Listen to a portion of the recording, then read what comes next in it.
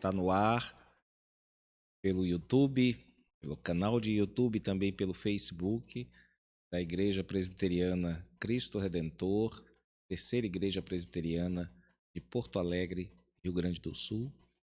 Mais uma edição da nossa programação de todas as quintas-feiras, por enquanto apenas virtualmente. Chimarrão com Bíblia, momento que nós passamos em torno da Palavra de Deus, falando a respeito das suas grandezas, também invocando o nome do Senhor, intercedendo, pedindo a Ele para que nos ajude, a nós, aos nossos amigos e conhecidos, e também cantando louvores ao seu santo e bondoso nome. E hoje nós vamos começar falando em louvores, lendo a palavra de Deus no livro dos louvores de Israel, o livro dos Salmos. Veremos o Salmo de número 130 em sua integridade, os versículos de 1 a 12, que nos dizem assim: Salmo de Davi, cântico da dedicação da casa. Eu te exaltarei, ó Senhor, porque tu me livraste e não permitiste que os meus inimigos se regozijassem contra mim. Senhor, meu Deus, clamei a ti por socorro e tu me saraste. Senhor, da cova fizeste subir a minha alma, preservaste minha vida para que não descesse à sepultura.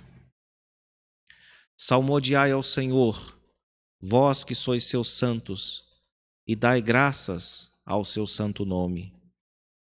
Porque não passa de um momento a sua ira, o seu favor dura a vida inteira. Ao anoitecer pode vir o choro, mas a alegria vem pela manhã. Quanto a mim, dizia eu na minha prosperidade, jamais serei abalado. Tu, Senhor, por teu favor, fizeste permanecer forte a minha montanha. Apenas voltaste o rosto, fiquei logo conturbado. Por ti, Senhor, clamei, ao Senhor implorei. Que proveito obterás no meu sangue quando baixo a cova? Louvar-te-á, porventura, o pó? Declarará ele a tua vontade, perdão, a tua verdade? Ouve, Senhor, e tem compaixão de mim. Sê tu, Senhor, o meu auxílio. Converteste o meu pranto em folguedos, tiraste o meu pano de saco e me cingiste de alegria, para que o meu espírito te cante louvores e não se cale.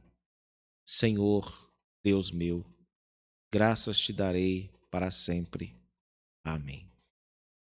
Nós vamos passar alguns instantes na presença do nosso Deus, invocando o seu santo nome, rogando a Ele para que tenha misericórdia de nós, agradecendo pessoalmente pelo dia que tivemos, porque Deus tem sido misericordioso e bondoso para com todos nós. Façamos, cada um de nós, a nossa pequena prece ao Senhor neste final de dia.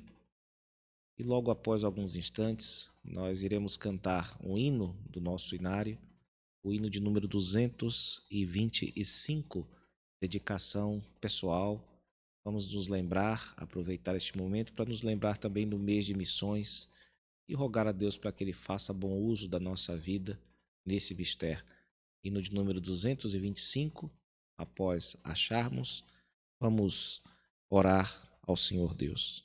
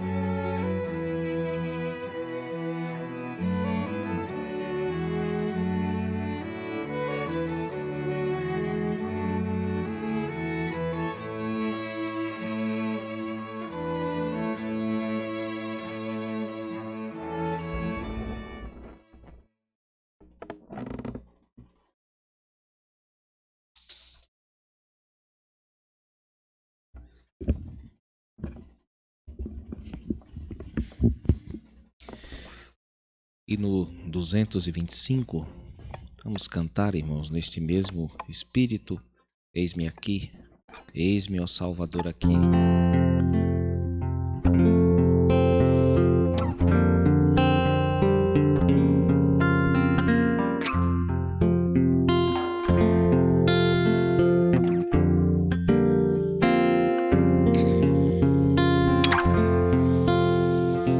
Eis-me, ó Salvador, aqui, corpo e alma oferto a ti, servo inútil sem valor, mas pertenço a meu Senhor.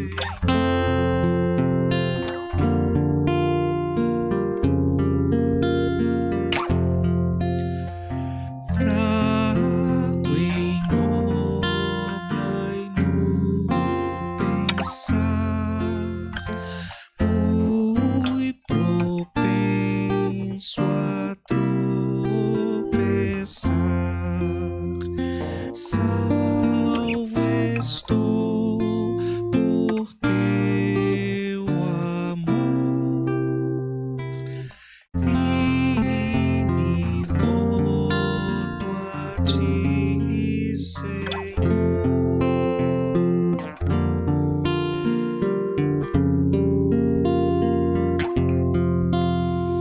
Subjugado em todo ser, me submeto ao teu poder. Grande é o preço do perdão. Dá-me consagração.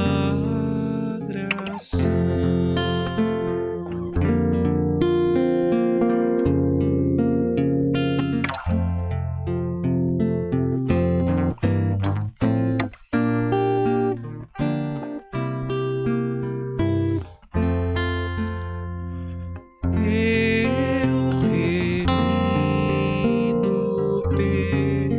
pecador, me dedico ao Redentor.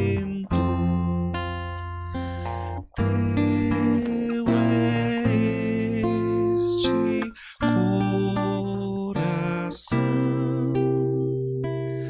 teu em plena sujeição.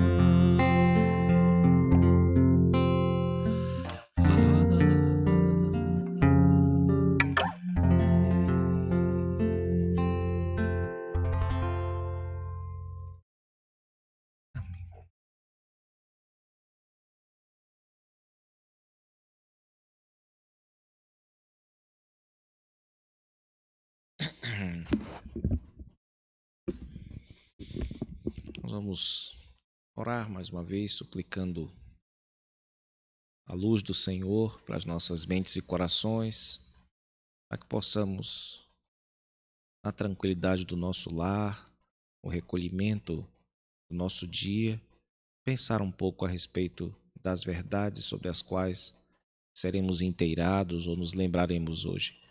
Vamos orar ao Senhor.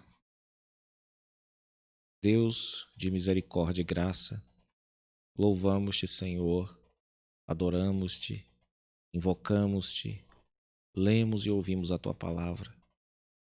Passamos um pouco de tempo, Senhor, e queremos passar um pouco mais em tua presença, nos elevando, Senhor, elevando o nosso coração acima daquilo que é mundano, daquilo que é corriqueiro, que é banal, e exercitando nossas mentes nas realidades sublimes reveladas a Ti, as nossas vidas, Senhor, revelada por Ti as nossas vidas, aquelas vindas da Tua palavra, Senhor. Dá-nos a graça, Senhor, de passarmos um pouco de tempo contigo, observando estas coisas, aprendendo, sendo moldado pelos teus ensinos, ó Deus. Por favor, assista-nos nesta hora, em tudo aquilo que iremos falar. Que o Senhor nos ajude pelo teu Santo Espírito a falar, guiados por Ele,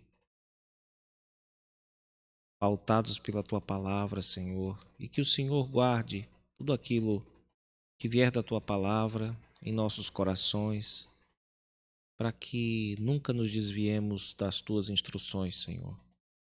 Por favor, assista-nos nesta hora, conceda-nos a luz necessária para que seja alcançado o propósito de edificação espiritual das nossas vidas e de glória ao teu santo e bendito nome, Senhor. Esta é a nossa oração que fazemos, gratos por tudo. Em nome de Jesus, o teu amado Filho. Amém.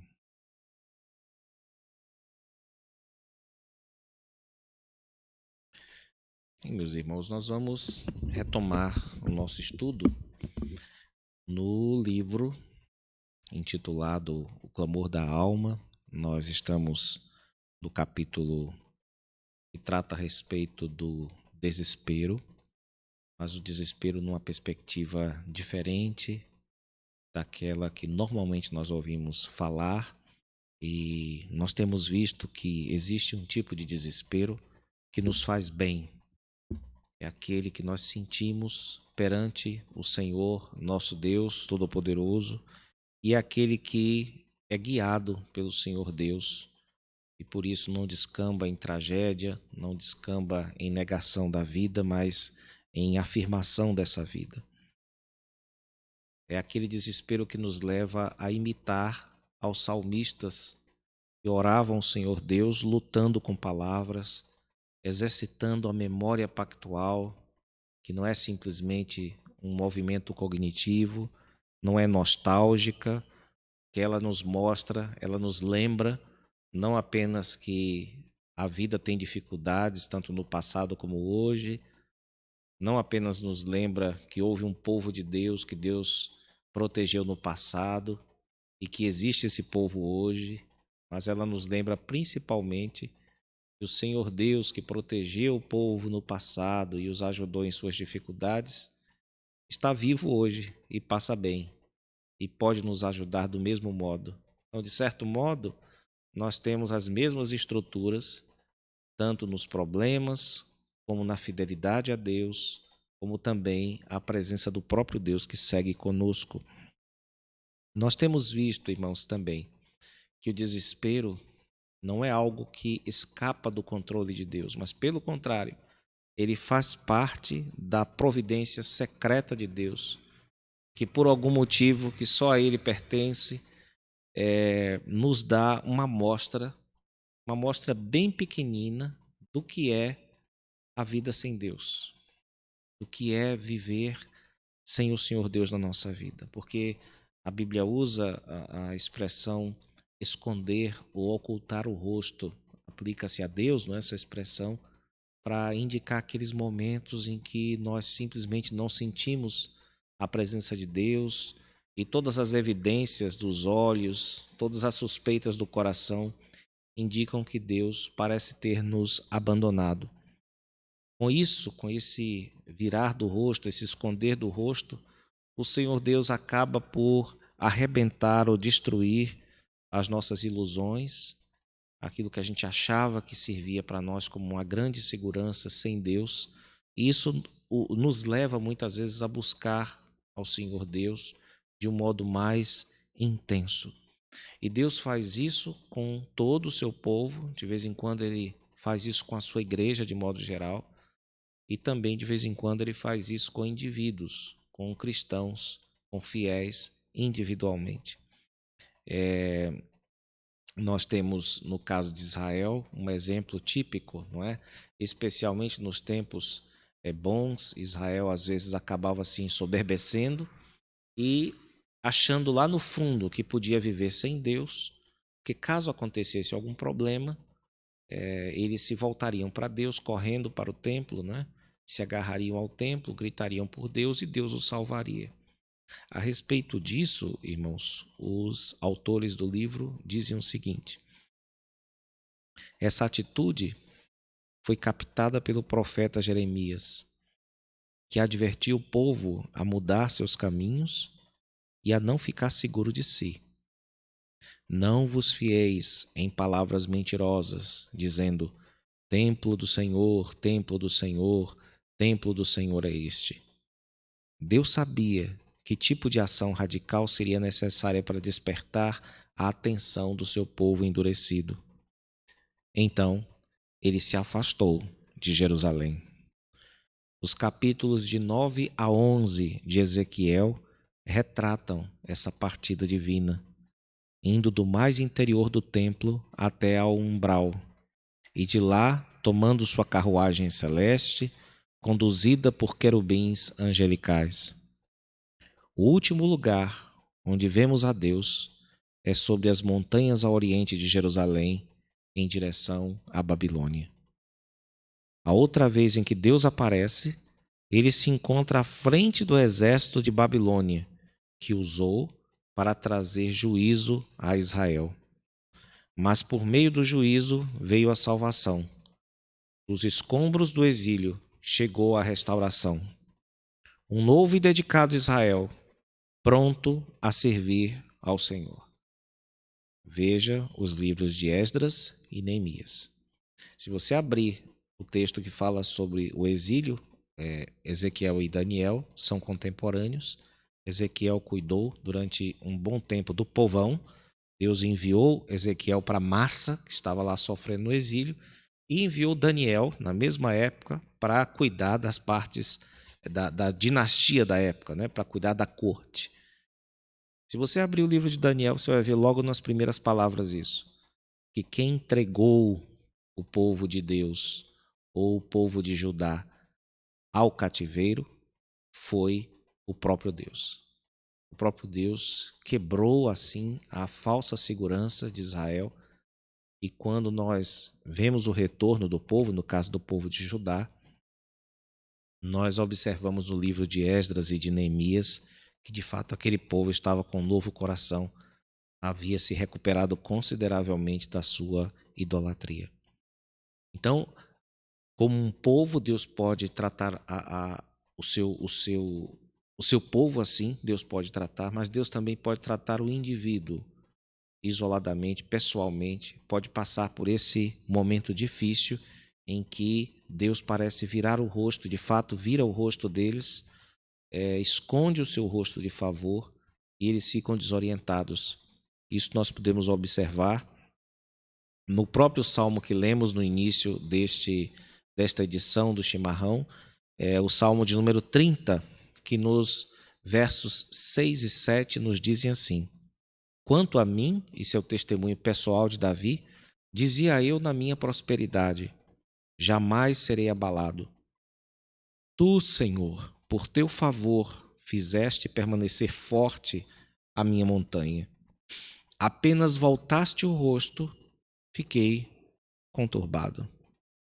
Então Deus aqui volta o seu rosto, esconde o seu rosto, que significa esconde o seu favor do seu servo, e ele fica simplesmente desorientado. Mas ele, em seu desespero, em vez de sair correndo, em vez de fazer uma bobagem, de fazer alguma coisa inconveniente, o texto nos diz que esse desespero parece ter sido redentivo para ele, parece tê-lo conduzido à busca mais intensa pelo Senhor Deus. Daí, nos versos de 8 a 10 desse mesmo salmo, ele escrever: por ti, Senhor, clamei, ao Senhor implorei.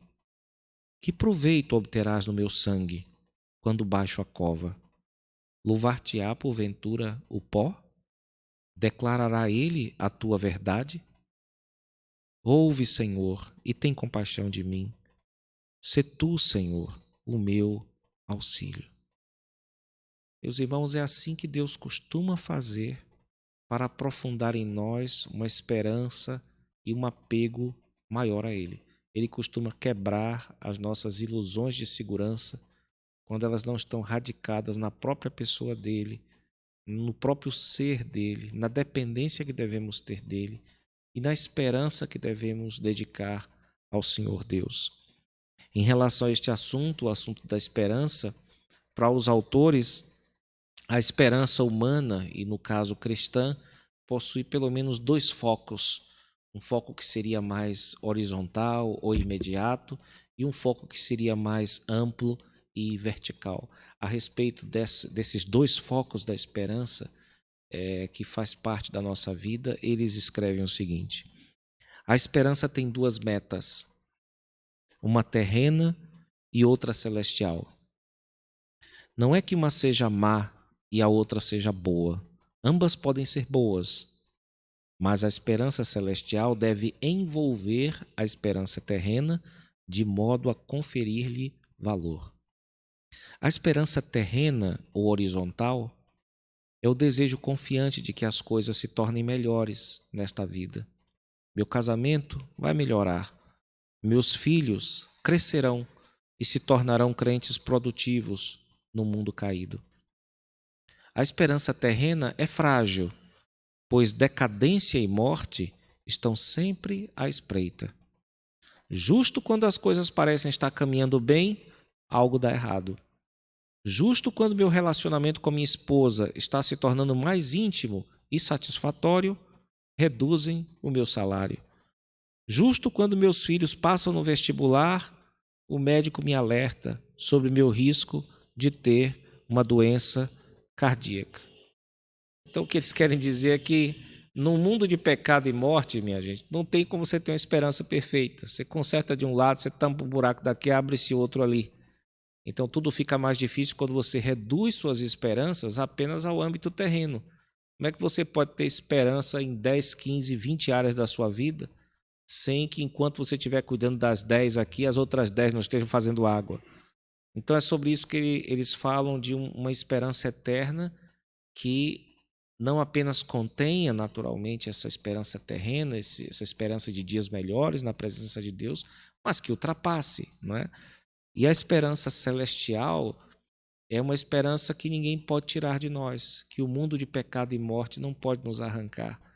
Porque o que é que ela quer? O que é que uma esperança celestial deseja? É que um dia nós estejamos com Deus, coisa que nós já estamos hoje, mas estaremos de modo mais intensivo no futuro. E ao mesmo tempo nós queremos ser semelhantes a Ele. E isso o pecado não impede, isso a morte não impede. Então essa esperança mais ampla, mais profunda, ela deve, por assim dizer, permear todas as nossas pequenas esperanças.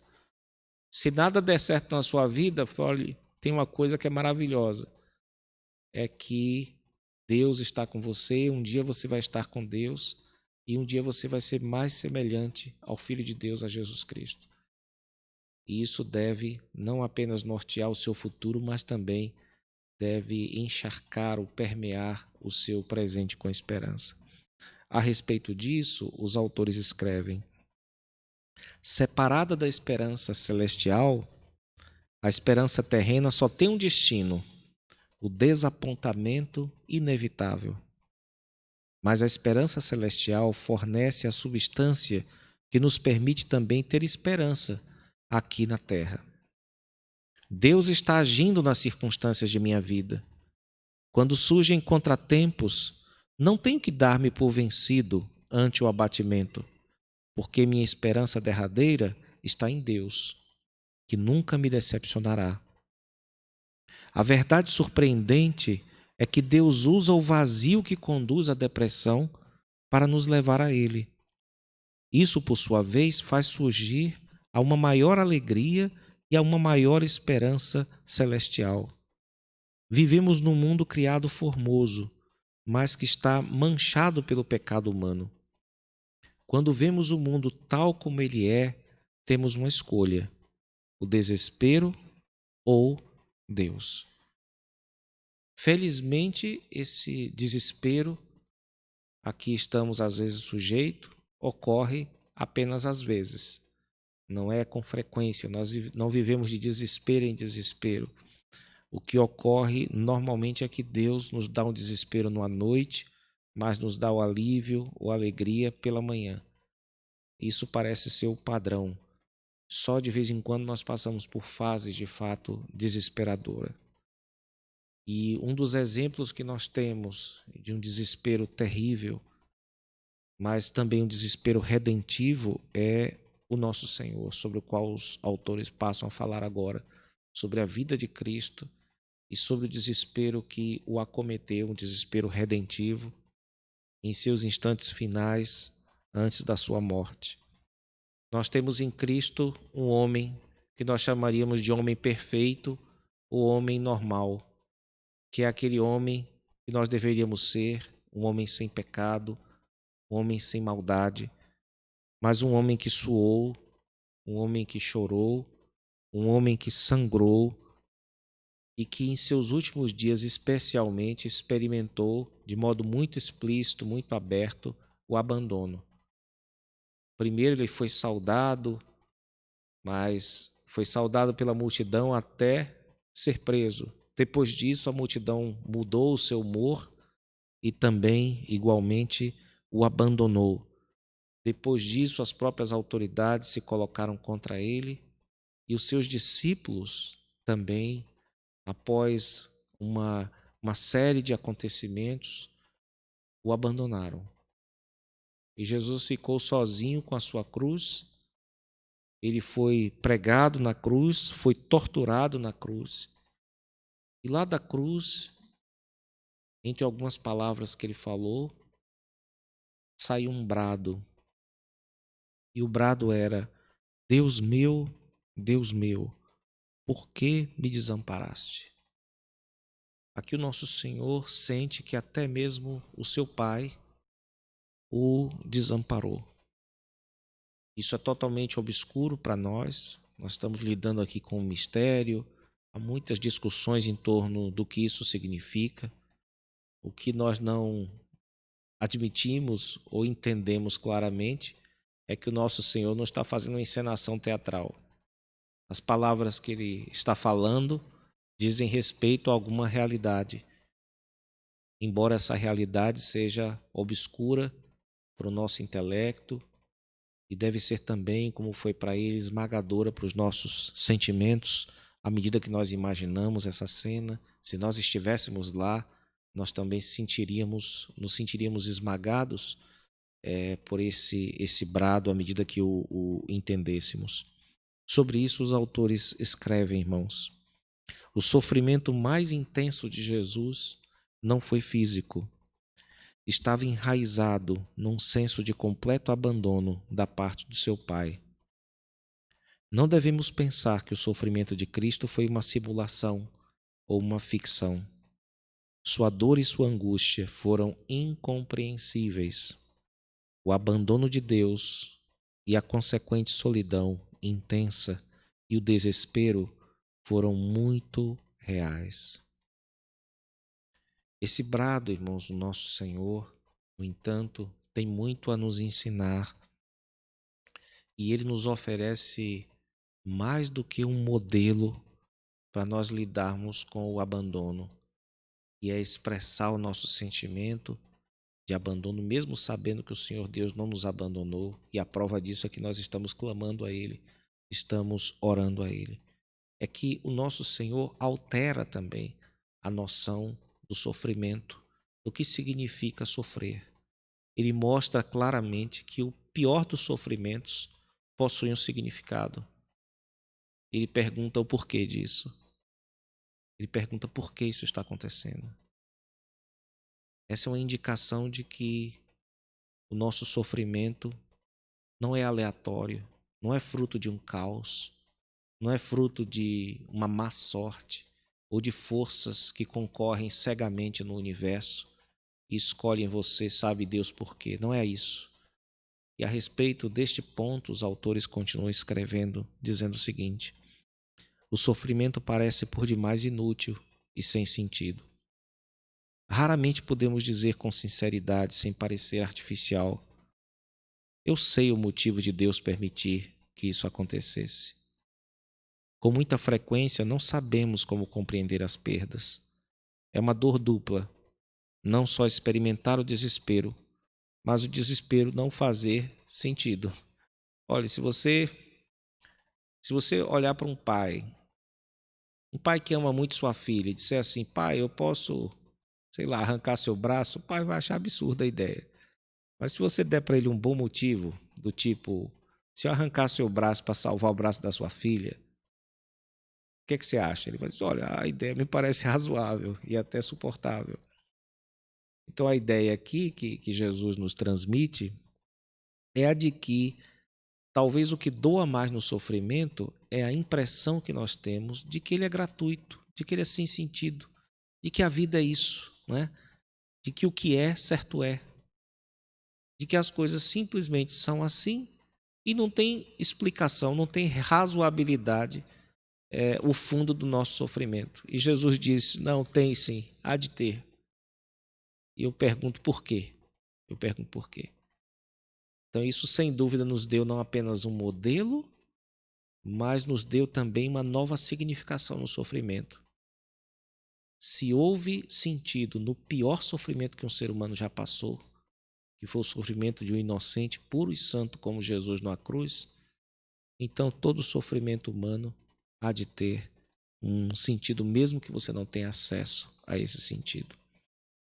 Como dizem os autores, outra vez, o grito do Senhor nunca nos deixará ver o sofrimento humano meramente como algo acidental ou incidental à vida. Toda perda está relacionada a Deus. Além do mais, o lamento desesperado de Jesus também transforma todo o sofrimento humano ao funcionar como uma promessa. Trata-se de uma antecipação da esperança. Jesus sofreu e nós também sofreremos, mas Ele estará lá antes de nós. Ele espera por nós no fim do nosso sofrimento. Ele foi aperfeiçoado e ressuscitou por meio do sofrimento. Assim também o seremos. Eu convido você a, depois do estudo, dar uma olhada lá no Salmo 22, que foi de onde Jesus tomou por empréstimo esse brado, não é? Deus meu, por que me desamparaste? Vocês vão ver várias semelhanças ali. Não apenas nesse momento do brado, mas vários momentos que parece que você está na cena da crucificação. Ele fala de pessoas que estão rasgando as vestes dele, uma súcia de malfeitores em torno dele. Ele vai fazendo descrições que se parecem muito, muito com a cena da crucificação, que só ocorreria séculos depois. Mas todo judeu, quando ouvia naquela época, judeu bem instruído, quando ouvia esse brado do Salmo de número 22, ele já tinha de cor certamente esse salmo. E se vocês forem lendo esse salmo, vocês vão descobrir que ele tem um final assim esquisitamente glorioso. Ele fala assim do salmista como sendo um conquistador de mundos. Então você acha muito esquisito aquilo vindo do salmista. E você só pode entender aquilo se você vir aquilo como um salmo messiânico. Então Jesus fala do seu profundo sofrimento, que era prefigurado naquele salmo, mas também está falando da sua glória.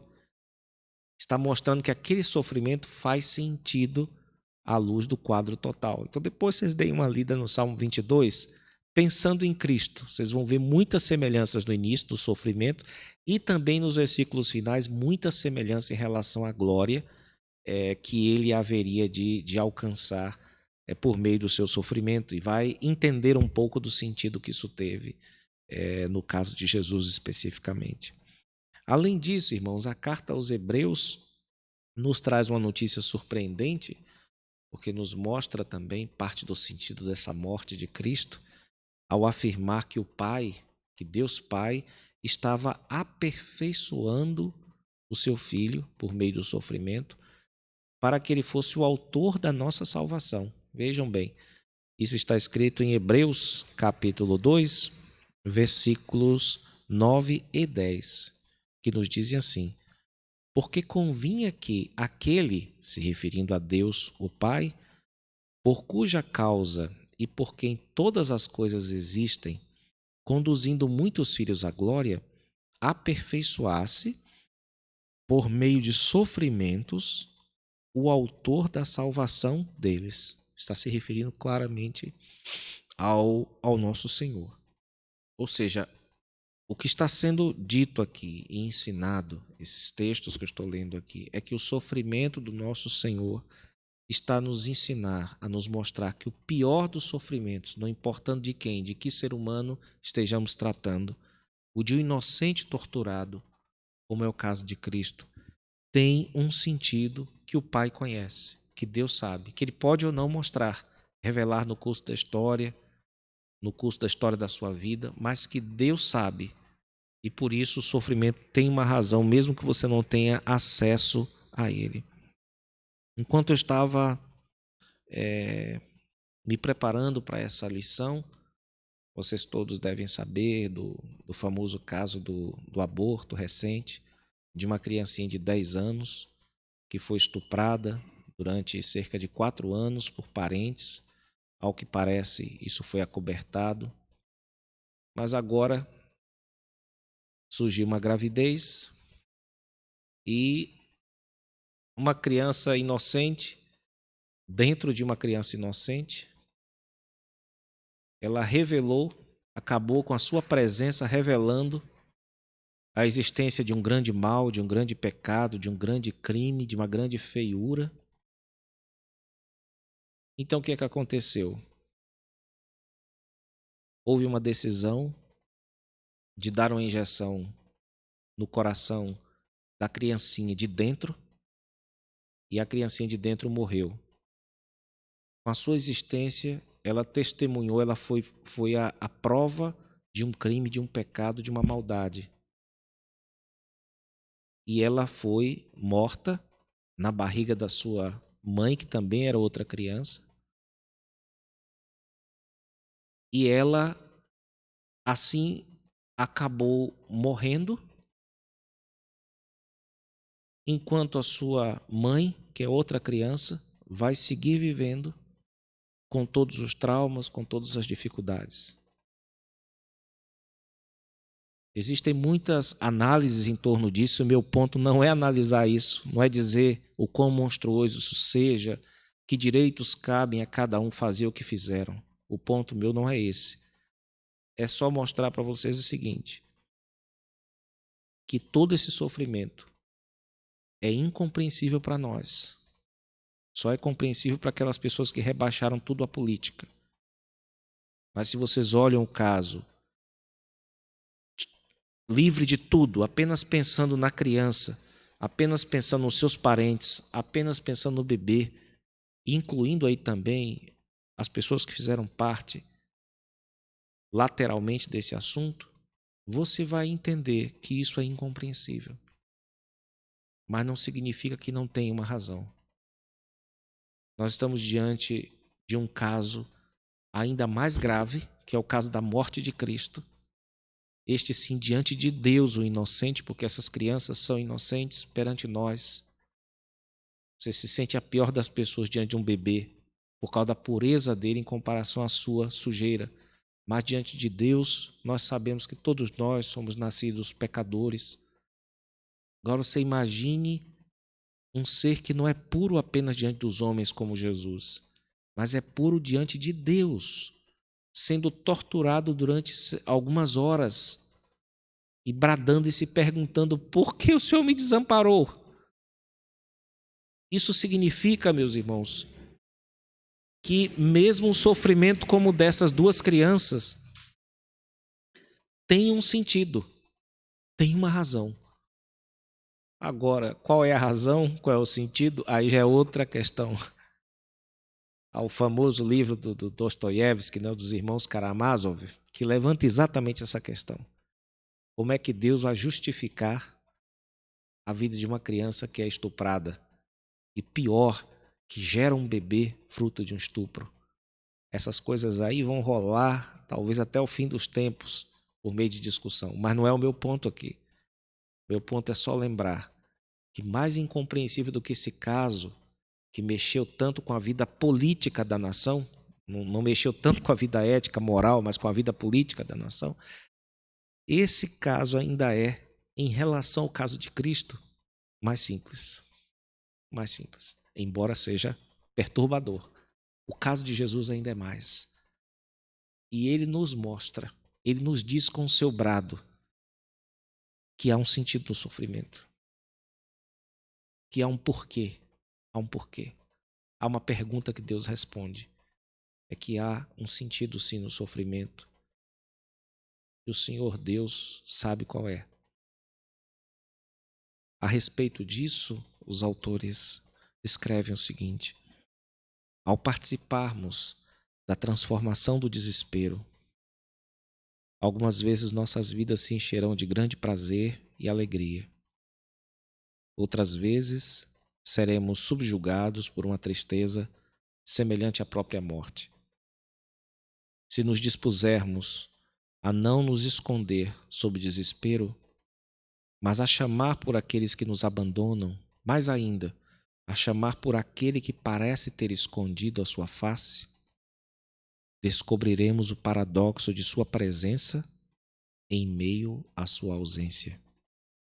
Ou mais exatamente, nós o encontraremos depois de termos desistido de fazê-lo à nossa imagem. O desespero expõe nosso vazio e a futilidade de nossa fábrica de ídolos. Se nossos corações sentem fome dele, então o desespero é nosso aliado, nosso amigo, nosso guia, abrindo nossos corações para a brilhante esperança de um dia contemplar a sua face. Portanto, meus irmãos, por meio da tristeza, por meio da profunda tristeza, do desalento, do desespero, nós aprendemos algo hoje a respeito do coração do próprio Senhor das nossas vidas, nosso Senhor Jesus Cristo.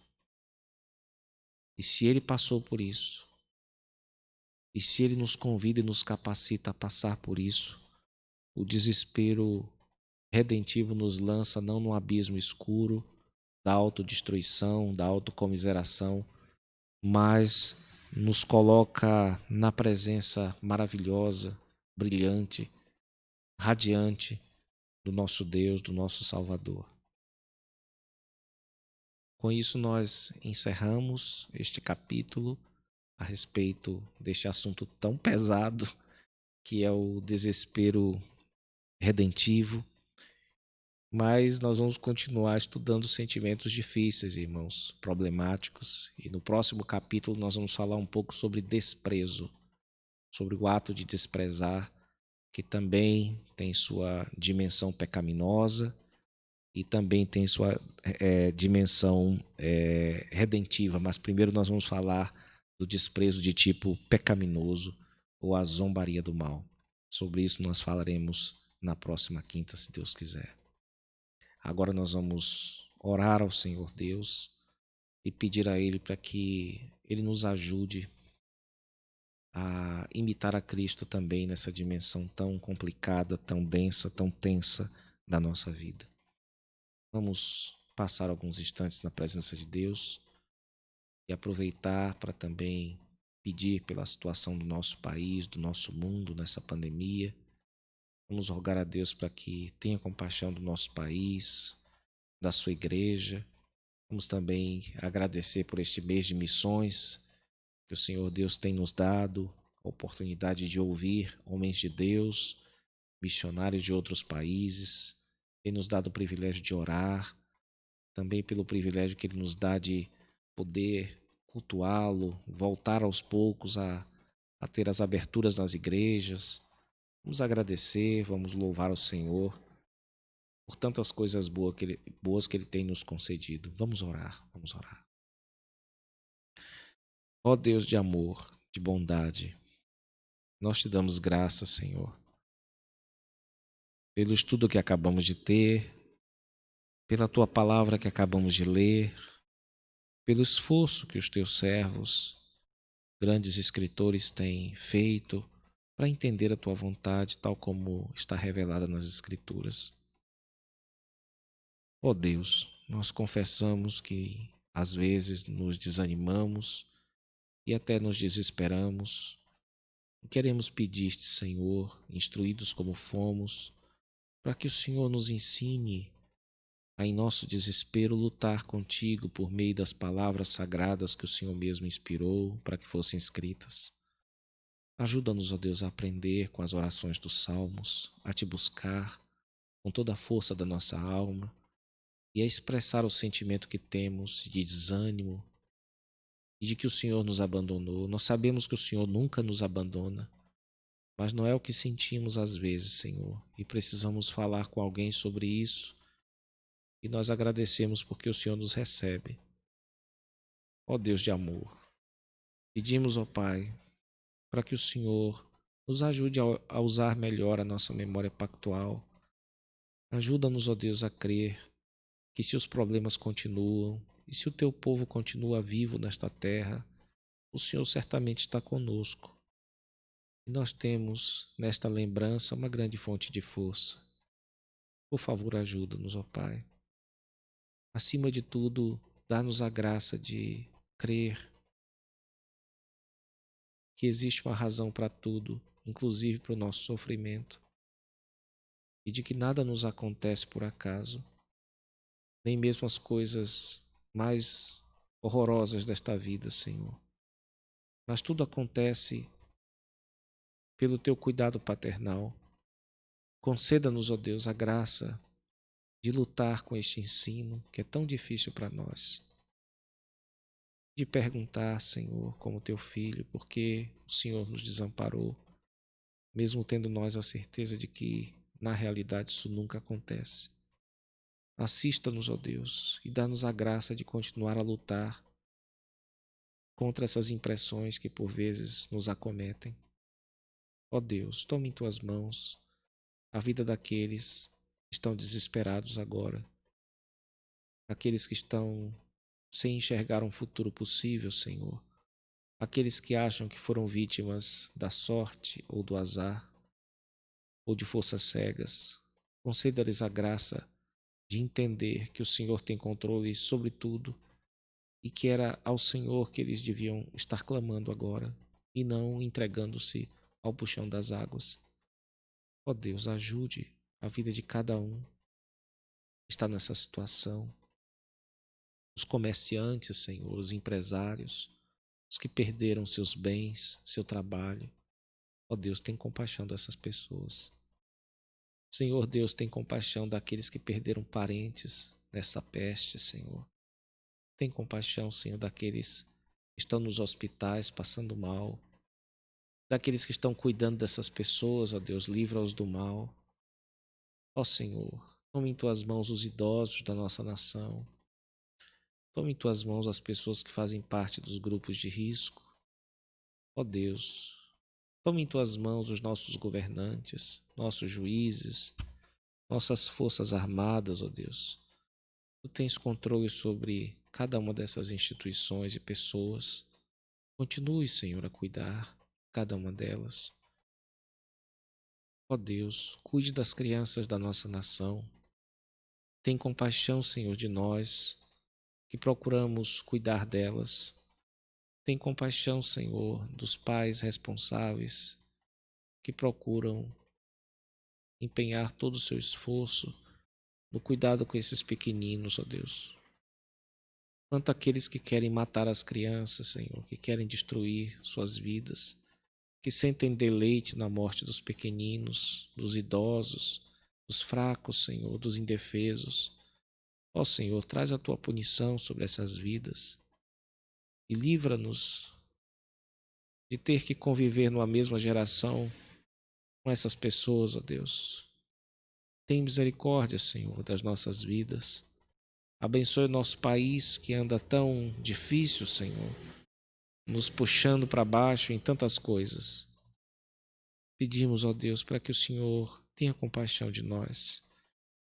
Agradecemos pela abertura que temos experimentado aos poucos. Pedimos, ó Deus, para que o Senhor nos ajude a voltar a fazer os nossos cultos presenciais. Ó Deus, livra-nos de vez deste problema e ajuda-nos, ó Deus, a retomar as nossas vidas, para que possamos novamente contemplar o Teu mundo, possamos olhar no rosto do nosso irmão, cumprimentá-lo e continuar o nosso treino para aquele dia em que a tua igreja estará reunida definitivamente. Pedimos, ó Pai, para que o Senhor nos dê um bom restante de semana na tua presença. Continue, ó Pai, a falar aos nossos corações.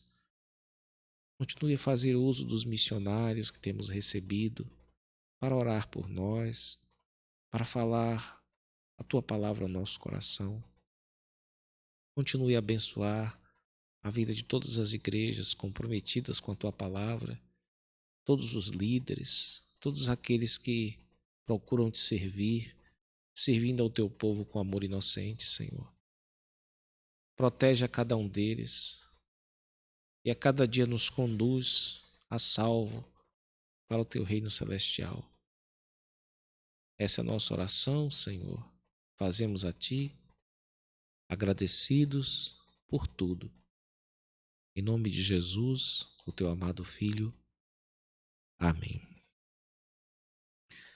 Com esta oração, meus irmãos, nós encerramos nosso chimarrão com Bíblia e nosso desejo é que Deus continue a abençoar a sua vida. Nosso próximo encontro será por aqui mesmo no Facebook e no YouTube. Será a nossa reunião de oração próximo domingo a partir das 9 horas. E se Deus quiser, nós retornaremos às nossas atividades no próximo domingo, mas também teremos o nosso culto transmitido às 19 horas, para que aqueles que não puderem estar conosco possam participar mesmo assim do culto. Que Deus abençoe a sua vida, abençoe o seu restante de semana e lhe conceda paz no meio das dificuldades que temos passado. O Senhor Deus nos abençoe. Amém.